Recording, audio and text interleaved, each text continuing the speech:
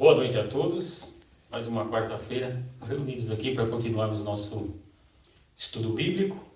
Nós vamos orar a Deus pedindo que o Espírito Santo esteja nos conduzindo nesta noite, nesse estudo que estaremos fazendo.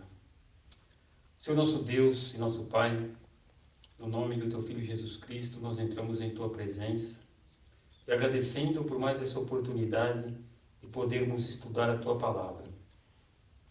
Pedimos que o Teu Espírito Santo esteja nos conduzindo em tudo que vamos falar e em tudo que vamos ouvir, Senhor. Que o Senhor possa abrir nossas mentes, iluminar o nosso caminho, para que possamos compreender a Tua Palavra, para que possamos colocar a Tua Palavra em prática em nossa vida, para que o Teu Espírito Santo nos dê sabedoria, Senhor, para podermos melhor Te servir.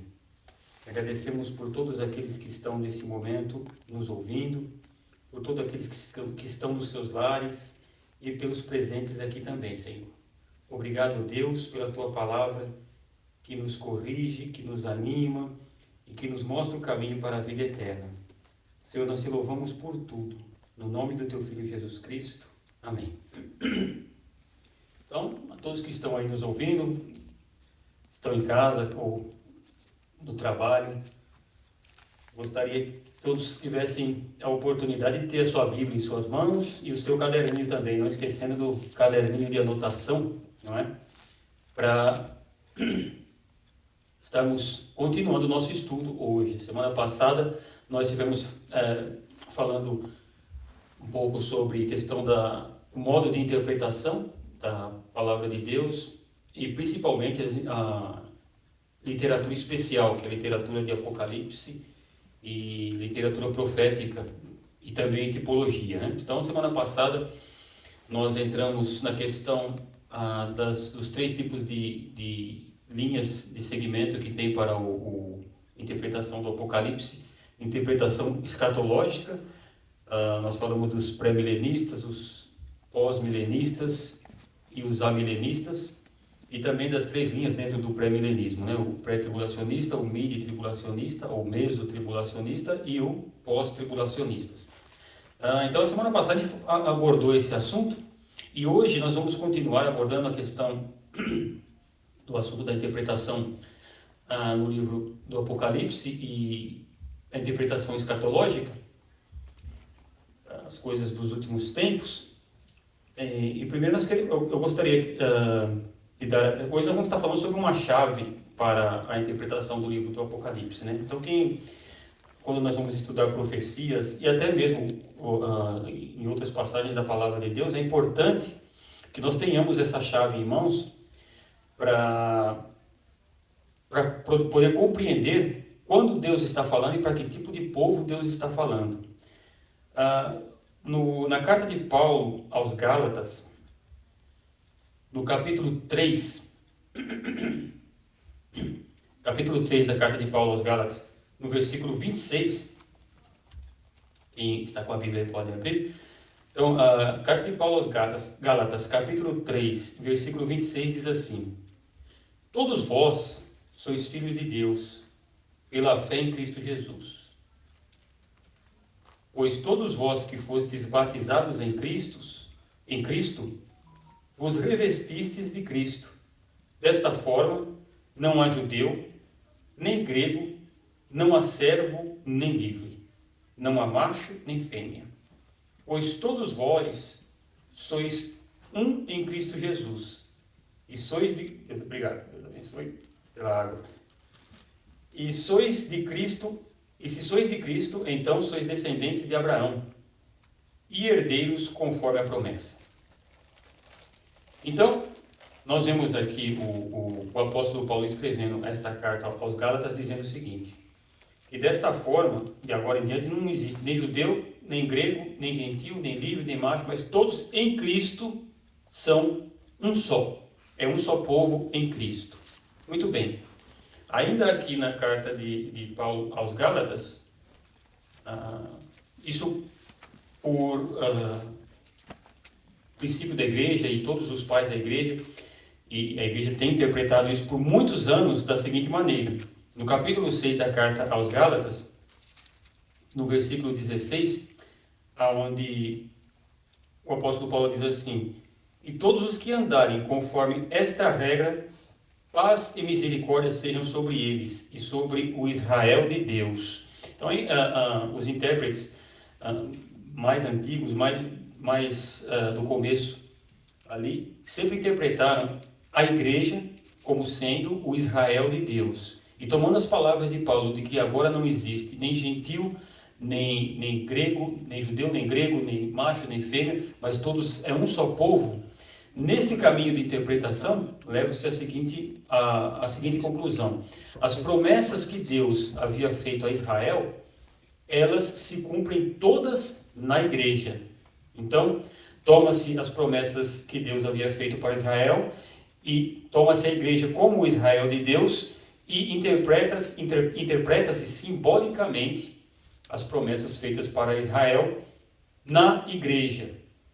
Então, quando Deus promete a Israel que ele vai restaurar a terra de Israel, quando Deus promete que vai restaurar a nação, que Deus virá ali em Jerusalém e que os povos irão levar para Jerusalém, para Israel, as suas riquezas e tal, tudo isso se interpreta então como essas coisas acontecerão para a igreja. Muito bem. E aí, quando nós vamos ler o livro do Apocalipse, nós vemos lá, quando vai citar, quando estão na grande tribulação e aparecem ali os 144 mil, o apóstolo João diz que são 144 mil, 12 de cada tribo de Israel. 12 mil de Ruben, 12 mil de Issacar, 12 mil, enfim. É assim, 12 de 12, daria 144 mil. Todos 12 mil de cada tribo de Israel. Tomando isso, então, os intérpretes que interpretavam desde o começo, sendo então a igreja, o Israel de Deus, e que não existe mais judeu e nem grego, toma-se então esses 144 mil, das 12 mil de cada tribo de Israel, como se fosse simbólico. Então, essa linha de interpretação, que seria a linha amilenista, vai dizer o seguinte: isto é simbólico porque agora Deus só tem um povo. Para Deus só existe um povo agora e não 2 ou 3. Todos são só um povo em Cristo. Bom, é bem verdade que o povo de Deus é um só. Mas isso não significa que haja funções diferentes nesse mesmo povo de Deus e promessas diferentes.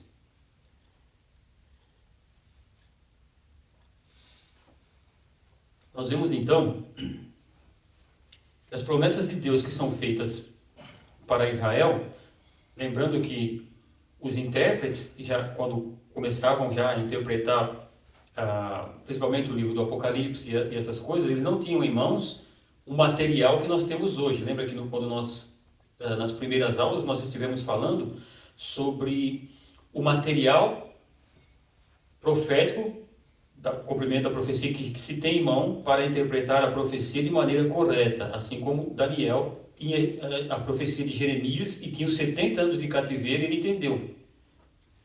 Aqui, são 70 anos que o profeta Jeremias tinha escrito que será o tempo de cativeiro de Israel aqui na Babilônia.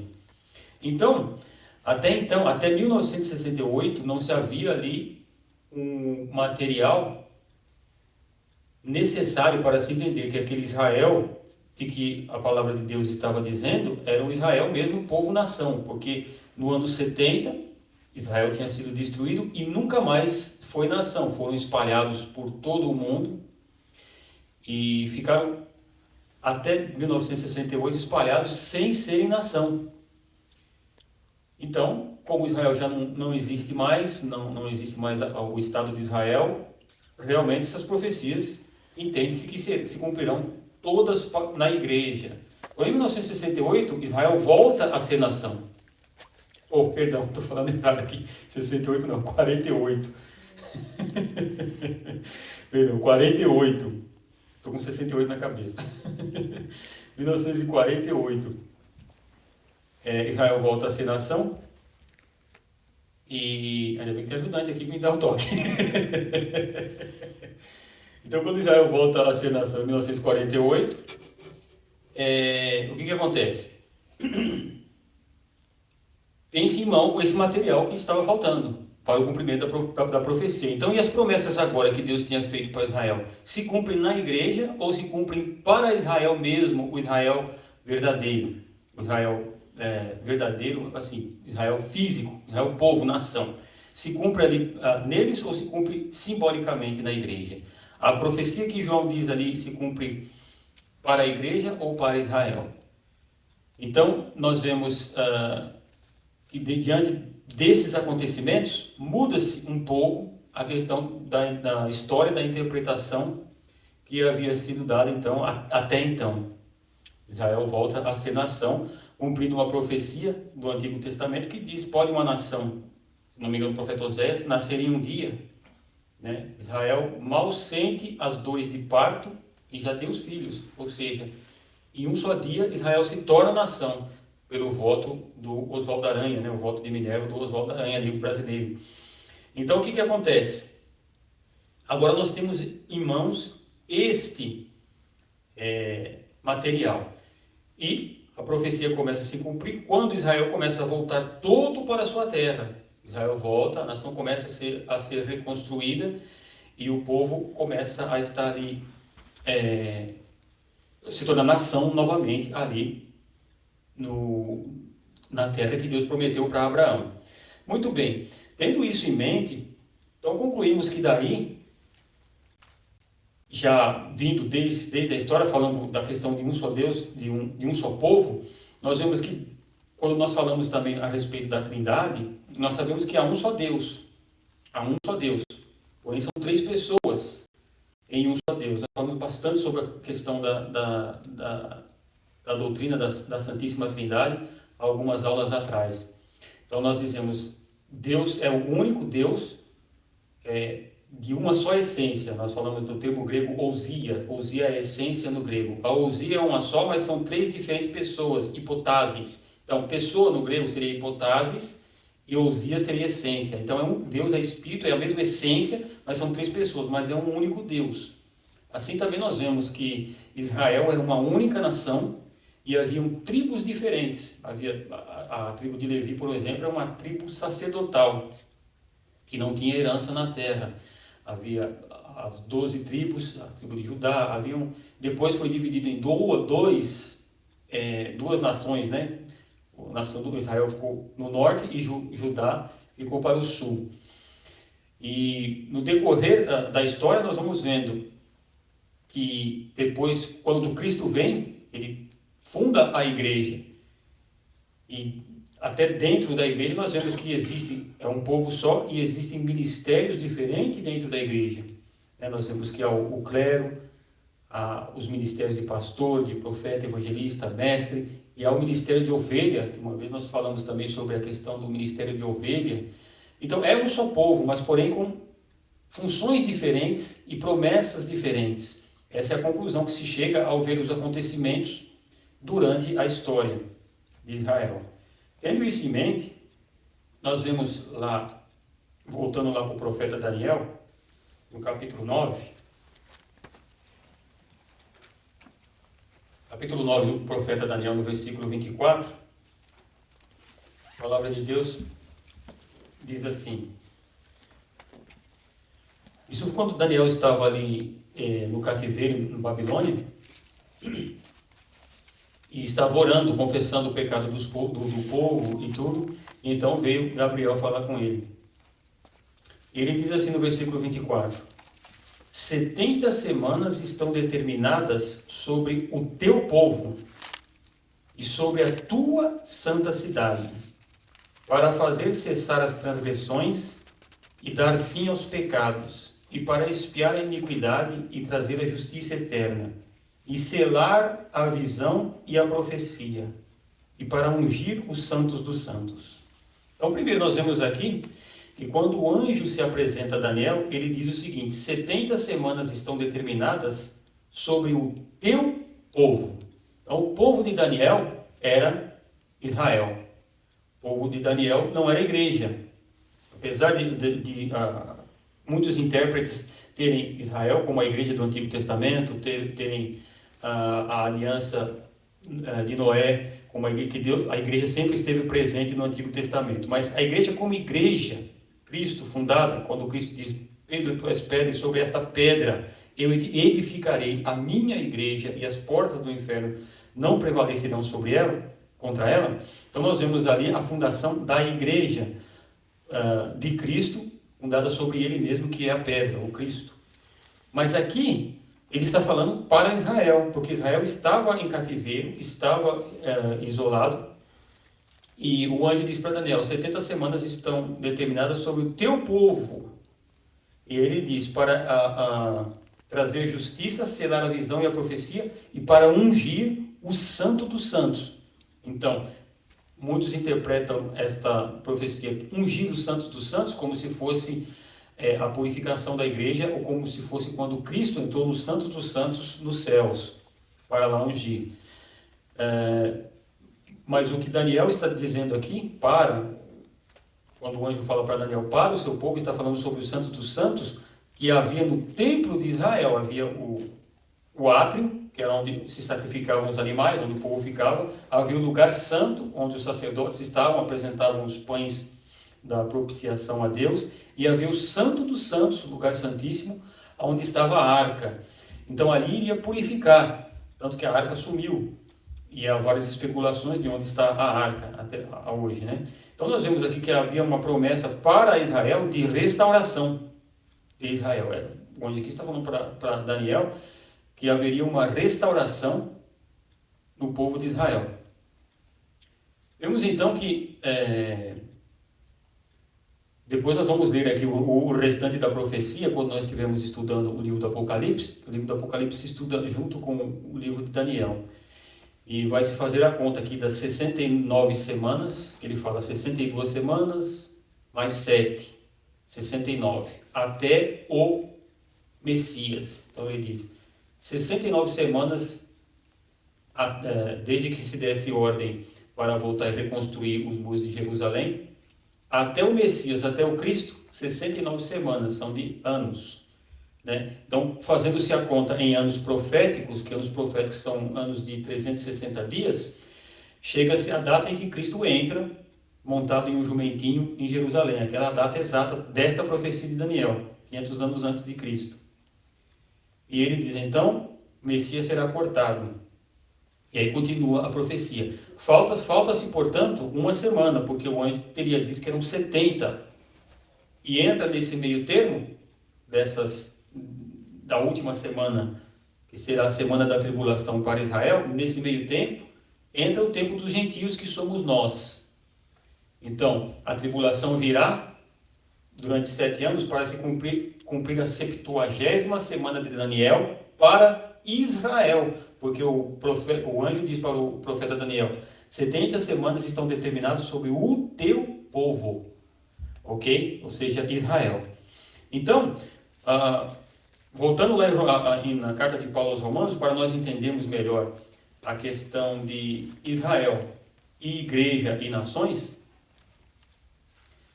o apóstolo Paulo dá uma explicação muito detalhada, bem mais detalhada aqui na carta que ele escreve aos Romanos, no capítulo 11, falando sobre o remanescente de Israel. Lembra-se de que quando nós estivemos falando ali sobre a literatura apocalíptica, na literatura apocalíptica sempre se fala de um remanescente fiel que Deus salva.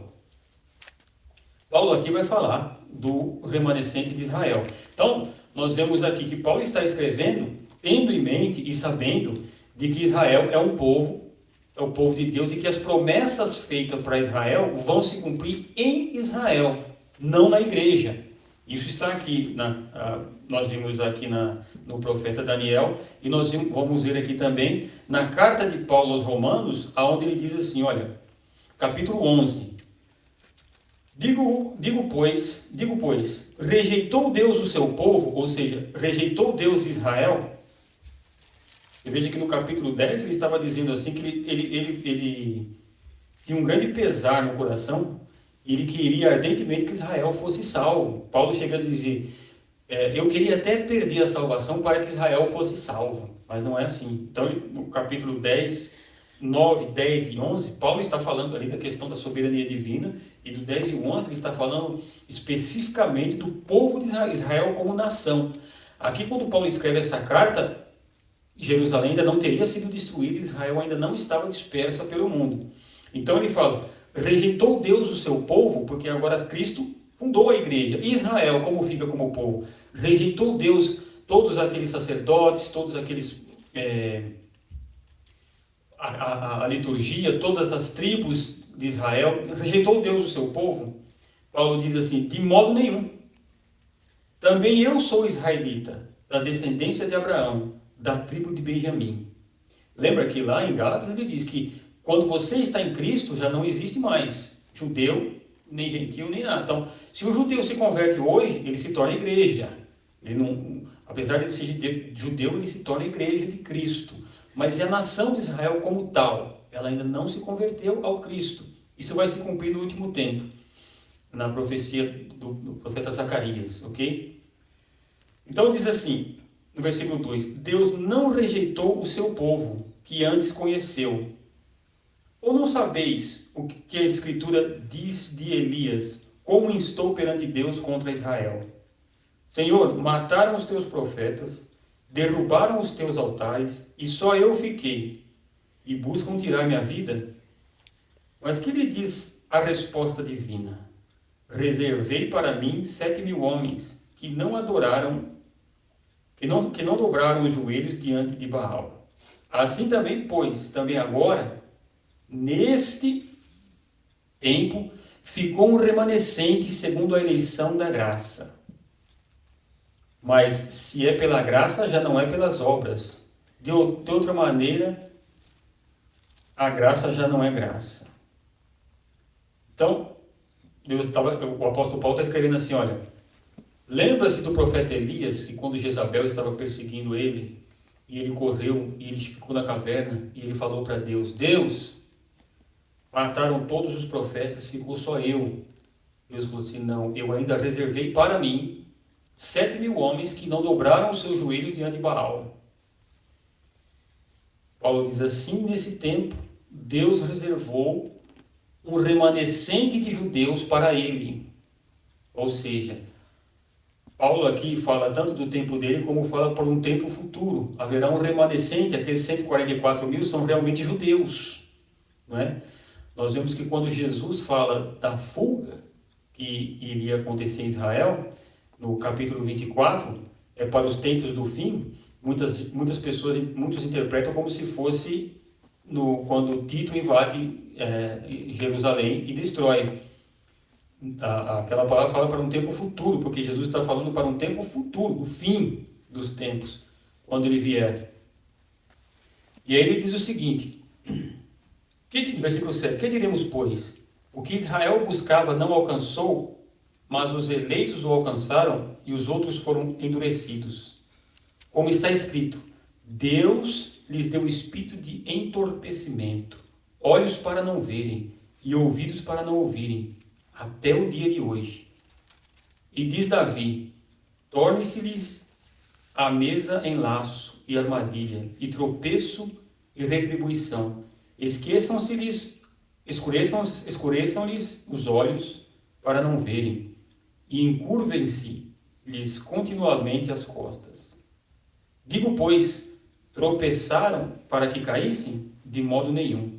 Mas pela sua queda veio a salvação aos gentios, para os incitar a ciúmes. Então Paulo está falando realmente de um povo de Israel mesmo. Ele falou, olha, Israel caiu para que ficasse caído, não. A queda veio por causa da nossa salvação, para Deus incitar ciúmes neles. Porque diz a profecia, chamarei a povo aquele que não é meu povo. Ou seja, seriam nós que somos gentios, iríamos ser chamados povo de Deus, nós que antes não éramos povo.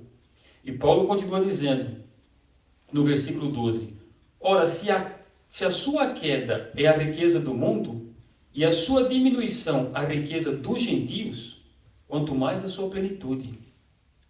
Convosco falo gentios, e enquanto for apóstolo dos gentios, glorificarei o meu ministério. Nós vemos aqui que a Bíblia usa a palavra gentio de duas maneiras. Isso é muito comum na Bíblia, às vezes usar a mesma palavra com dois sentidos. Usa a palavra gentio para aquele que não crê em Deus, ou para aqueles que são pagãos, e usa-se a palavra gentio para aqueles que não são judeus, mas são cristãos, para nós, porque Paulo fala, eu sou o apóstolo dos gentios. Pedro ficou sendo apóstolo dos judeus, Paulo apóstolo dos gentios. Então Paulo fala, eu falo isso como apóstolo dos gentios, que se a queda de Israel foi riqueza para nós, imagine quando eles se converterem. É isso que Paulo está dizendo aqui. Então Paulo está falando para Israel mesmo, não está falando para o Israel de Deus, que somos nós, igreja. E ele continua dizendo, no versículo 14, para ver se de alguma maneira posso incitar ao ciúme os da minha carne e salvar algum deles. Pois se a sua rejeição é a reconciliação do mundo, qual será a admissão, senão a vida dentre os mortos? Então, quando Israel se converte, vem a ressurreição. Paulo está dizendo aqui, será a vida dentre os mortos. A ressurreição está lá para o final. E se as primícias são santas, também a massa o é. Se a raiz é santa, também os ramos são. Se alguns dos ramos foram quebrados, e tu, sendo zambujeiro, foste enxertado no lugar deles, e feito participante da raiz e da seiva da oliveira, não te glorie contra os ramos. Se contra eles te gloriares, considera isto. Não és tu que sustenta a raiz, mas a raiz a ti. Dirás, pois, os ramos foram quebrados, para que eu fosse enxertado. Está bem. Pela sua incredulidade foram quebrados, e tu está de pé pela fé. Não te sobrebeças, mas teme. Pois se Deus não poupou os ramos naturais, teme que não te poupe a ti também. Então, o que Paulo está dizendo aqui, como nós, que não éramos judeus, não éramos o povo que Deus escolheu de Abraão, segundo a carne, eles são o ramo verdadeiro. Deus corta o ramo verdadeiro e nos enxerta. Nós éramos jambuzeiro, né? Era enxertado na oliveira, éramos oliveira brava. Fomos enxertados na oliveira verdadeira para que demos oliveiras, para que possamos dar frutos ao Senhor. Então, o apóstolo Paulo diz, não se glorie por isso, mas teme a Deus, porque Deus não poupou a verdadeira. Então, teme diante de Deus. Tenha temor, porque se a raiz é santa, os ramos também são, o que Paulo está dizendo. Deus não rejeitou o seu povo, Deus escolheu o seu povo e o seu povo veio a cair, veio a rejeitar o Messias para que nós fôssemos salvos. Mas haverá um futuro para Israel, o Israel nação. Quando Paulo continua dizendo no versículo 22, ele diz assim, considera, pois, a bondade e a severidade de Deus para com os que caíram. Severidade, para a bondade, considera, pois, a bondade e a severidade de Deus. Para com os que caíram, severidade, mas para contigo, a bondade de Deus, se permaneceres na sua bondade. De outro modo, também tu serás cortado. Então, não é achar porque por nossas obras. O que Paulo quer dizer isso? Quando nós cremos que é por nossas obras, aqui no versículo 6 ele está dizendo que é por graça. Quando nós começamos a crer nas obras, porque nós somos bons que somos salvos, como Israel cria, Israel achava que era pelas obras que iriam ser salvos, por isso foram cortados, e nós estamos em pé pela fé. Se nós quisermos crer que é a obra que nos salva, nós automaticamente estamos nos desligando da graça de Deus. Por isso que ele diz aos Gálatas, ó Gálatas insensatos, começaste no Espírito e estão terminando na carne, né? Porque vocês estão querendo se circuncidar, estão querendo voltar tudo às práticas do judaísmo, e vocês são salvos por fé. No versículo 23 ele diz assim, também eles, se não permanecerem na incredulidade, serão enxertados, pois poderoso é Deus para os tornar a enxertar. Ou seja, quando Israel crer novamente, Deus enxerta eles de volta no reino de Deus. Se tu fosse cortado do natural, zambujeiro, e contra a natureza enxertado na oliveira, quanto mais esses que são naturais serão enxertados na sua própria oliveira. Amém. Paulo está falando de uma salvação futura para o povo de Israel. Então você vê que é um só povo de Deus, mas existem aí promessas diferentes, ok? Não quero, irmãos, que ignoreis este segredo, para que não presumais de vós mesmos, que o endurecimento veio em parte a Israel, até que a plenitude dos gentios haja entrado. E assim todo Israel será salvo, como está escrito. De Sião virá o libertador e desviará de Jacó as impiedades. Esta será a minha aliança com eles, quando eu tirar os seus pecados. Assim que, quanto ao evangelho, são inimigos por causa de vós, mas quanto à eleição, amados por causa dos patriarcas, pois os dons e a vocação de Deus são irrevogáveis. Então, aquilo que Deus prometeu para a nação de Israel é irrevogável, vai se cumprir para eles. E o que Paulo fala aqui, quando a gente lê, é assustador, a gente fica pasmo quando a gente lê, que Paulo diz assim: irmãos, eu não quero que vocês ignorem uma coisa, que o endurecimento de Israel veio em parte até que se cumpra a plenitude dos gentios, até que a plenitude dos gentios haja entrado. Então, nós que somos gentios, nós que não somos judeus, há um número contado daqueles que serão salvos por Deus, e só Deus sabe esse número.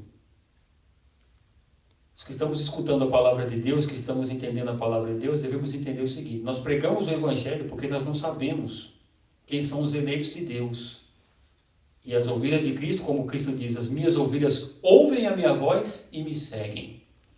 A pessoa não se torna ovelha porque ouviu a palavra de Deus, mas ela ouve a palavra de Deus porque ela é ovelha de Cristo, eleita desde a eternidade.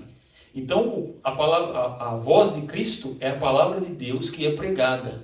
Então, quando se prega a palavra de Deus, a voz de Cristo, a voz do pastor, chega às suas ovelhas, que estão mescladas, misturadas no meio das outras. E aí Cristo diz: as minhas ovelhas ouvem a minha voz e me seguem. Então, nós ouvimos a voz de Cristo, o seguimos, o eleito. Mas há um número contado da igreja. E aqui o apóstolo Paulo está falando da igreja, porque ele fala: até que entre, até que tenha entrado a plenitude dos gentios. Então, igreja tem um número contado de pessoas que são igreja, porque igreja é uma função dentro do reino de Deus. Veja que Cristo diz que a lei e os profetas duraram até João. Desde então é anunciado o reino de Deus. E o reino de Deus, quando Cristo fala do reino de Deus, que o seu reino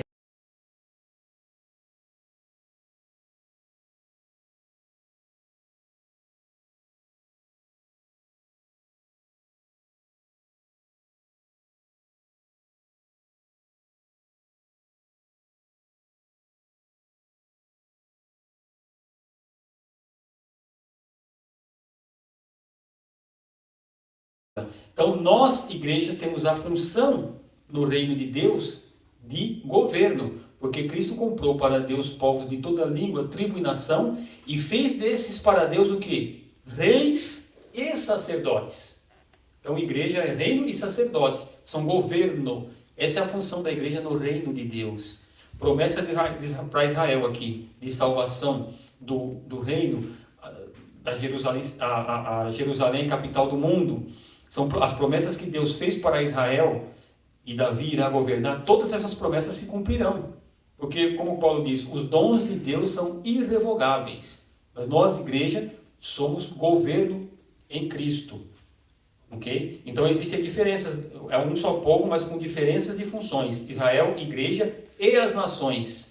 Porque se a igreja, nós, igreja, somos governantes, seremos governantes para Cristo, vamos governar sobre quem? Nações. Isso nós vamos ler daqui a pouquinho, se der tempo. Então, o apóstolo Paulo diz, no versículo 30, assim como vós também outrora fostes desobedientes a Deus, mas agora alcançaste misericórdia pela desobediência deles, assim também estes agora foram desobedientes para igualmente alcançarem misericórdia pela misericórdia que vos demonstra, que a vós é demonstrada. Pois Deus encerrou todos debaixo da desobediência, a fim de para com todos usar de misericórdia. Então veja, Israel irá se converter? Irá. Como nação? Sim. Paulo depois ele faz um hino de adoração a Deus, dizendo: ó profundidade de riquezas, tanto de sabedoria como de ciência de Deus. Quão insondáveis são os seus juízos. Nós não sabíamos de nada disso até então, até sermos igreja, não é? De que fomos escolhidos para ser governo. E Paulo fala: ó insondável sabedoria de Deus, como que o homem vai alcançar algo tão tremendo desse? Não é?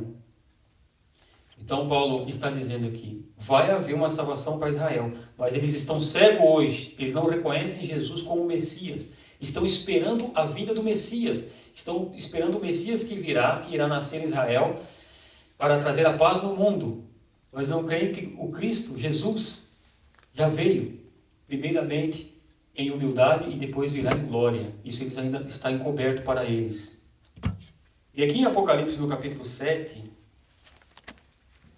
nós vamos lá ler aqui, no versículo 4, onde diz a promessa para Israel, onde se diz sobre Israel aqui, né? E ouviu o número dos que foram selados, e eram 144.000 de todas as tribos dos filhos de Israel. Não está falando de igreja aqui. Poderíamos pegar aqui, usar simbolicamente, mas teria que ser muito forçado o simbolismo. Lembra que nós falamos como é que se interpreta simbolismo? Que não se pode simplesmente achar um simbolismo sem que a própria palavra de Deus nos indique que é simbolismo. Aqui o apóstolo João está falando da tribo de Israel. Ele falou da tribo de Judá, 12.000, da tribo de Ruben, 12.000, ele vai dizendo as tribos de Israel. Então, isso daqui está acontecendo na tribulação, e na tribulação são selados 144.000. Então está falando aqui que Israel está passando pela tribulação. Não está falando da igreja. Depois nós vamos ver mais adiante o porquê que nós interpretamos a maneira. Por que nós interpretamos que a igreja não passa pela tribulação e qual é o motivo da tribulação, para que vai servir a tribulação. Então, aqui está a chave, a primeira chave. Existem 3 diferentes povos: Israel, igreja e nações. É um só povo de Deus, porém as funções, as promessas são diferentes no reino de Deus. Nesse reino de Deus existem funções diferentes. Muito bem. As nações, no que diz respeito às nações, nós vamos abrir lá no livro de Isaías, no capítulo 60. Então, veja, nós vimos as promessas para Israel, nós vimos a questão de Deus com Israel, que Deus irá restaurar Israel. Nós vimos que existem promessas feitas para o povo dele. Ok? Questão das nações.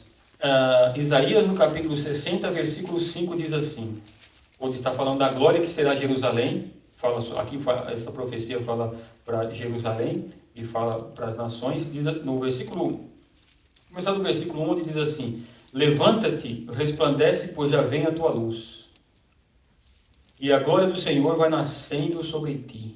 As trevas cobrem a terra e a escuridão os povos, mas sobre ti o Senhor vem surgindo, e a sua glória se vê sobre ti.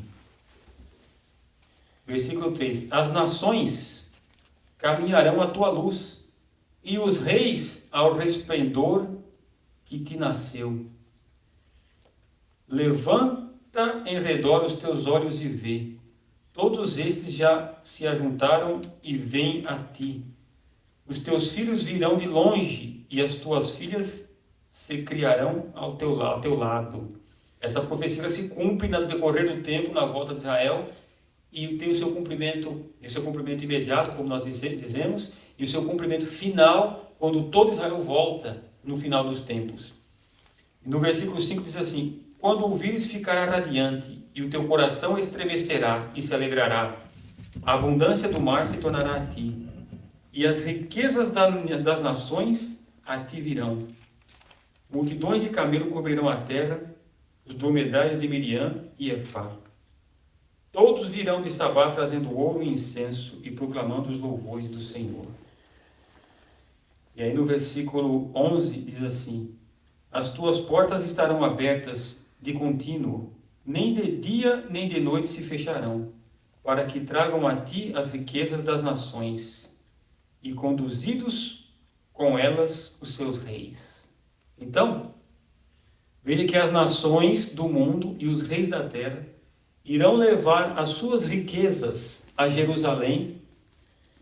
A Jerusalém vai descer do céu, a Jerusalém celeste, onde a igreja entrará, e haverá também a Jerusalém terrestre. Depois vamos falar sobre as duas.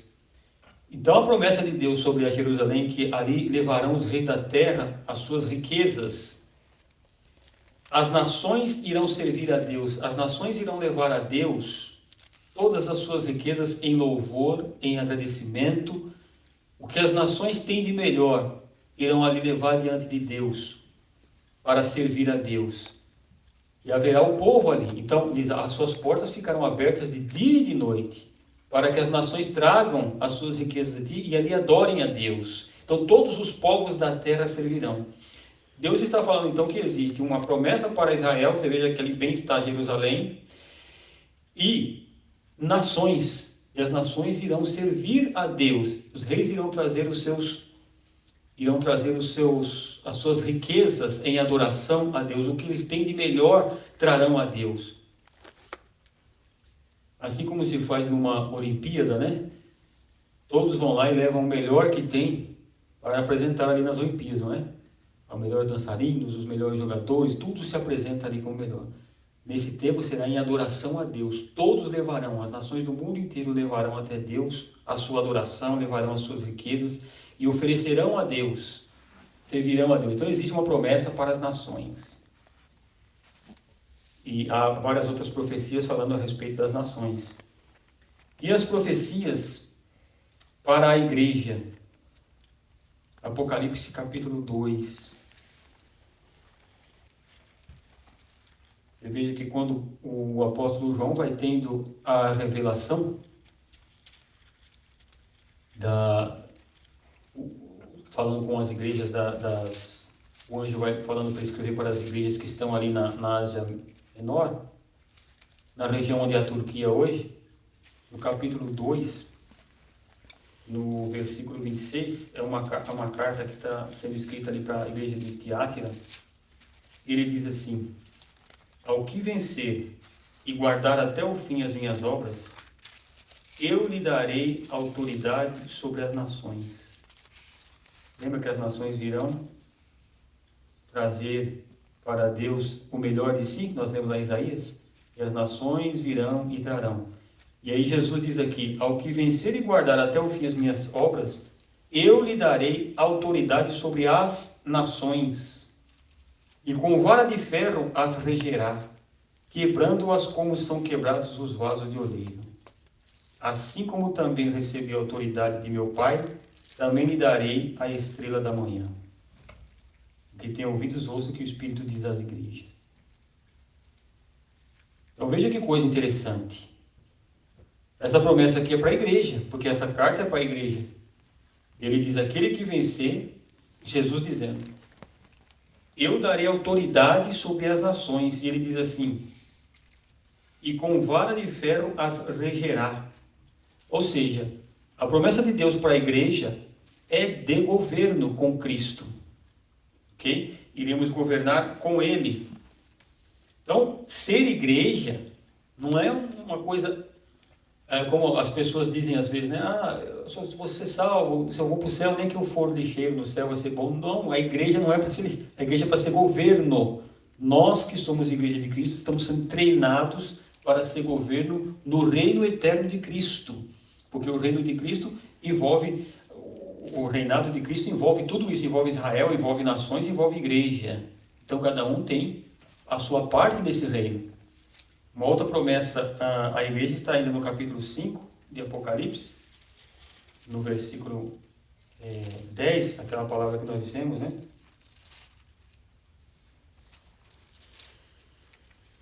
E diz assim, vou começar do versículo 9. E cantavam um novo cântico dizendo: digno és de tomar o livro e de abrir os seus selos, porque foste morto e com teu sangue compraste para Deus homens de toda tribo e língua e povo e nação. Para o nosso Deus os fizeste reinos e sacerdotes, e eles reinarão sobre a terra. Veja que lá no final João vai dizer: e viu novos céus e nova terra. As primeiras coisas já se passaram, mas que tudo se fez novo. Então nós que somos igreja fomos escolhidos e eleitos por Deus para reinar com Cristo sobre a terra. Reinar sobre quem? Nós vamos ver isso aí no final, como estivermos lendo o livro do Apocalipse. Nós iremos reinar sobre as nações que aqui ficarem, que passarem pela tribulação, não receberem a marca da besta e não forem mortos também pela besta.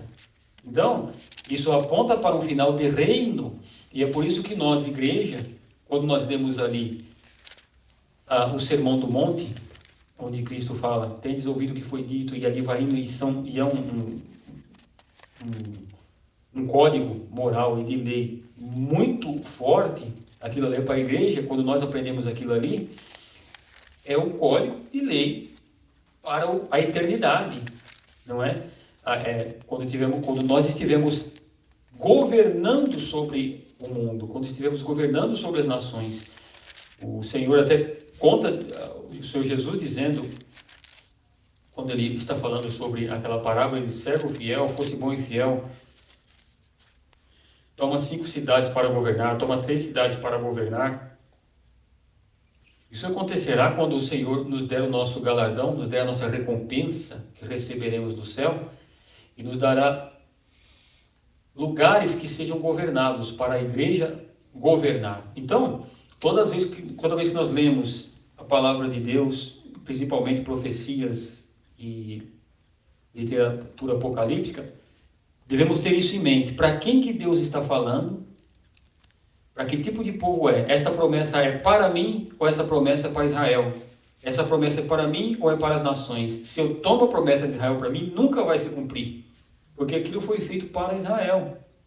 Não foi feito para mim. Muitas pessoas, às vezes, tentam tomar promessas que Deus fez ao povo dele no Antigo Testamento, promessas que Deus fez a Israel no Antigo Testamento, de nós. Se você fizer isso, isso assim, eu vou fazer assim, assim, assim. As pessoas tentam fazer, mas aquilo ali é para Israel. Houve um tempo onde havia uma tendência de judaizar a igreja, não é? E trazer costumes judaicos para dentro da igreja e dizer: olha, isso aqui está escrito na Bíblia, no povo de Deus, para fazer isso, para fazer aquilo. Mas isso está escrito em promessa com a aliança que Deus fez com Israel. A aliança que Deus faz com a igreja é aquela aliança que o Cristo vem e na última ceia ele parte o pão e ele diz assim: isto é o meu corpo que é dado por vós, tomai e comei. Depois ele toma o cálice e diz assim: este é o cálice do meu sangue, o sangue da nova e eterna aliança, que será derramado por vós e por muitos, não por todos, por muitos, somente para os eleitos pela graça em Cristo Jesus. Então, ele levanta ali a taça, né, quando está tomando a última ceia com os apóstolos, e ele disse: esse aqui é o sangue da nova e eterna aliança.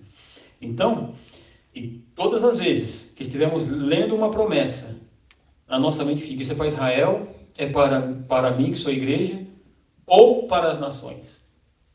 Aí fica mais fácil de começarmos a interpretar a palavra de Deus e errarmos menos. Nós vimos claramente aqui que a palavra de Deus aponta diferentes povos aqui, e que ela aponta diferentes também promessas e diferentes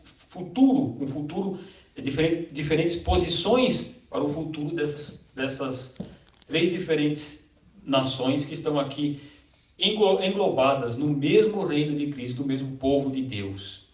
Ok? Então, para se ler o livro do Apocalipse, nós vamos ter em mente isso. E o livro do Apocalipse será lido em conjunto com o livro do profeta Daniel. Porque profecias que estão lá no profeta Daniel, que ainda não se cumpriram, nós vamos ver elas se cumprirem aqui no livro do Apocalipse, principalmente no momento da grande tribulação. E então, quando foi escrito o livro do Apocalipse? A data do livro do Apocalipse, lembra-se que nós tínhamos dito que é necessário também termos em mente o 7-11, né? O que estava acontecendo em volta ali, o momento histórico que estava vivendo, né? O contexto histórico que estava ali em volta, que estava acontecendo naquele momento quando foi escrito. Então, a data exata, não se tem, o livro não marca a data que ele foi escrito, mas crê-se que foi escrito ali entre ano 90, 90 e poucos, depois de Cristo. Quando João, o apóstolo João, tinha sido exilado na ilha de Patmos. Patmos que pertence à Grécia, fica na costa ali da Turquia, mas é uma ilha para onde iam pessoas presas, né? A ilha era uma prisão, a ilha de Patmos era uma prisão ali, para onde iam todos aqueles que principalmente presos políticos também, né? Porque quando João anunciava, isso aconteceu com os apóstolos todos, João sendo o último, João já velhinho, sendo o último dos apóstolos que tinha restado dos outros 12, tinham todos morrido de maneira terrível, João estava ali, João estava vivo ainda, e João pregava o Evangelho, e ele dizia assim, Jesus Cristo é Rei e Senhor, está acima de todos os reis, ele é Rei de reis e Senhor dos senhores. Roma entendia isso de que maneira? Isso é uma subversão. Ele está tentando arrumar problema aqui para César, porque adorava-se a César. E pense que o rei, o César, nessa época de João, era o Domiciano. Então, o Domiciano, nessa época, tinha imposto a lei de voltar à adoração ao rei, de adorar o César como se fosse um deus. Isso era comum nas culturas antigas. Veja que Faraó era adorado como um rei, não é? Daniel, quando estava ali na Babilônia, fizeram um decreto para que todo mundo orasse somente pelo rei. Daniel não podia orar para outro, a não ser que fosse o rei. E quando viram Daniel se prostrando e orando a Deus, foram lá e entregaram Daniel. Então isso era comum, era uma prática comum, ter o imperador, ter o rei, ter o César como se fosse um deus. Domiciano voltou essa prática de adorar o rei. Então muitos cristãos, eles morriam por quê? Porque chegava-se lá e colocava na mão deles incenso e dizia, você somente ofereça esse incenso a César e você não vai morrer. E o cristão diz, eu não posso oferecer incenso a ele, porque só existe um Deus. Só existe um Deus que é o Criador do universo. E Jesus Cristo é o nosso Deus, nosso Senhor, e Ele é Rei de reis e Senhor dos senhores. Isso chega aos ouvidos de Roma e diz, não, esse povo é um povo que está traindo César, é um povo que está querendo criar uma revolução. Então, por causa disso, João é pego e levado para a ilha de Patmos. Então, muitas vezes, quando se obrigavam as pessoas, quando passa-se o imperador a dobrar os joelhos para adorar o imperador, os cristãos não dobravam seus joelhos. Isso era um problema. Por que você não está se ajoelhando? Porque o meu só ajoelho somente para Deus e tal. Preso. Em Patmos, não é? Então João, por causa disso, foi levado preso na ilha de Patmos. Então, esse é a ilha de Patmos. Então, esse é o contexto que cerca o livro de Apocalipse.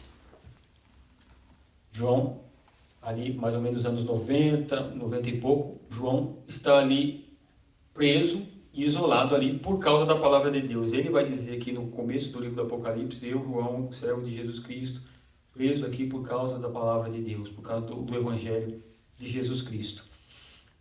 Estando ele lá preso na ilha de Patmos, já de idade, velhinho já, né? Talvez com mais de 90 anos, ali preso por causa da palavra de Deus, naquele instante em que ele dizia, agora, o que vai acontecer? Estou eu aqui preso, vou morrer aqui, né? De repente, ele vai dizer aqui que no dia do Senhor ele teve uma visão.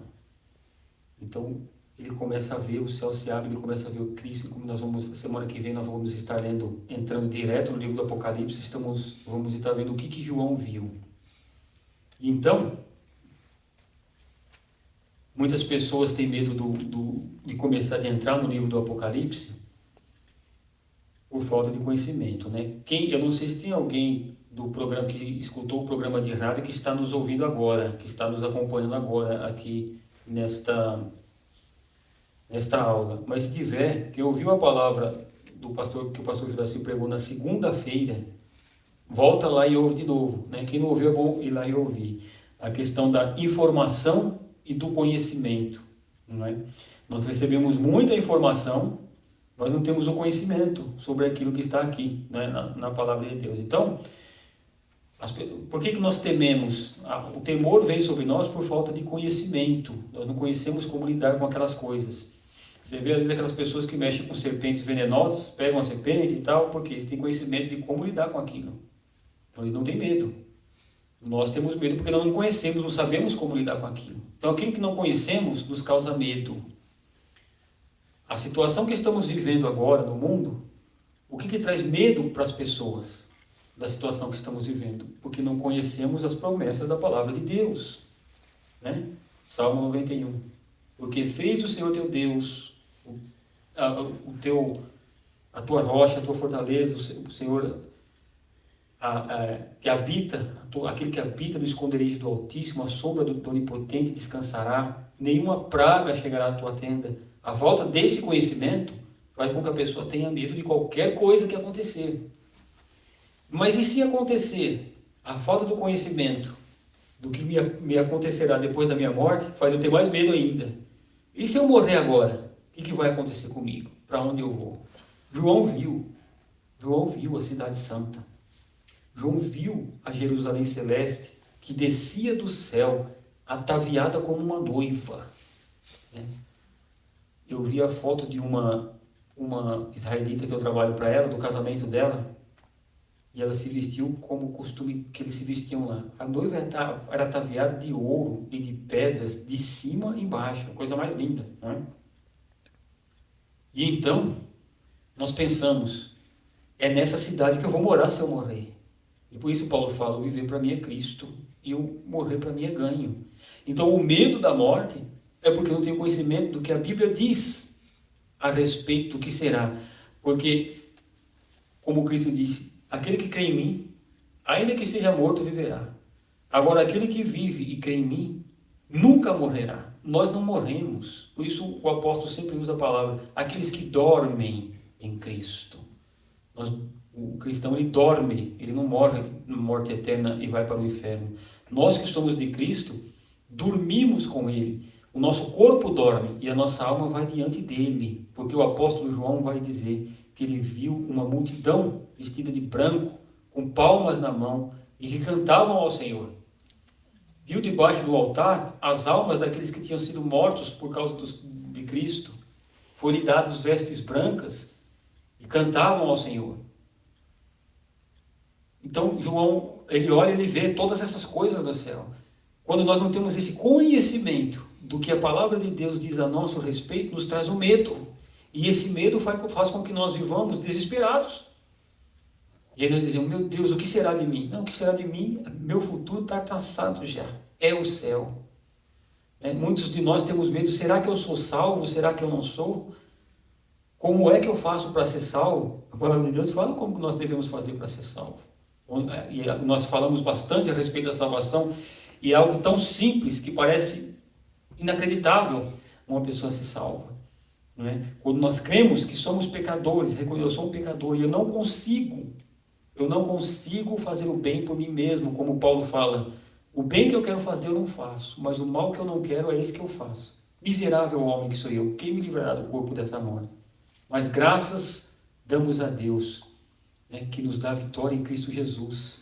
Então, quando nós temos essa certeza, eu sou um pecador, eu não consigo fazer o bem que eu quero, eu sou pecador e sou o culpado, mas eu creio que Cristo, o Messias, o Filho de Deus, que se tornou carne, morreu em meu lugar e ressuscitou e está vivo. Ele pagou por mim. E é nesse sacrifício que eu creio. Quando eu creio nisso, eu sou salvo. Quando eu sou salvo, o meu futuro é o céu, é a vida eterna.